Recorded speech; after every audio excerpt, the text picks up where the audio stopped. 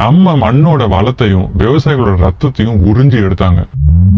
பீகார்ல விவசாயிகளை ஃபோர்ஸ் பண்ணி இண்டிகோ விளைய வச்சாங்க பிரிட்டிஷ். யூரோப்ல இருக்கிற அவங்க மில்ஸ்க்காக. யூபில விவசாயிகளை ஃபோர்ஸ் பண்ணி சைனாக்கு அனுப்ப ஓபியம் விளைய வச்சாங்க. டெக்கன் ரீஜன் முழுக்க காட்டன் விளைய வச்சு நம்ம ஃபுட் செக்யூரிட்டியை மொத்தமா அழிச்சிட்டாங்க. ஏன் பிரிட்டிஷ் இந்தியால ரயில்வேஸ் கொண்டு வந்தாங்க? நம்ம கம்ஃபர்ட்காக. காட்டன், ஓபியம், தானியங்கள் இது எல்லாத்தையும் போர்ட்ஸ்க்கு வேகமா கொண்டு போகுதான். ரயில்வேஸ் மூலமா அவங்க இந்தியன் டவுன்ஸை கனெக்ட் பண்ணல, அவங்களோட எக்ஸ்போர்ட் நெட்வொர்க்கை கனெக்ட் பண்ணிக்கிட்டாங்க. பிரிட்டிஷ் கைப்பற்றின முதல் இடங்கள் இந்தியால எல்லாமே போர்ட்ஸ். பாம்பே, கல்கட்டா, மெட்ராஸ் போர்ட்ஸ் பிரிட்டிஷ்க்கு ரா மெட்டீரியல் சப்ளை பண்ற பைப்லைன்ஸ் ஆச்சு. அப்படி இந்தியா பிரிட்டிஷ்க்கு கேஷ் கிராப்ஸ் எக்ஸ்போர்ட் பண்ற ஒரு காலனியா மட்டுமே மாறிடுச்சு. பொன் விளையிற நம்ம பூமி கொடூரமான பஞ்சங்களை சந்திச்சது. அந்த பஞ்சங்கள்ல லட்சக்கணக்கான மக்கள் செத்துட்டு இருந்தப்போ கூட யூரோப்க்கு இண்டிகோ டை சப்ளை பண்றது நிக்கல. நம்ம மண்ணோட வளத்தையும் விவசாயிகளோட ரத்தத்தையும் உறிஞ்சி எடுத்தாங்க.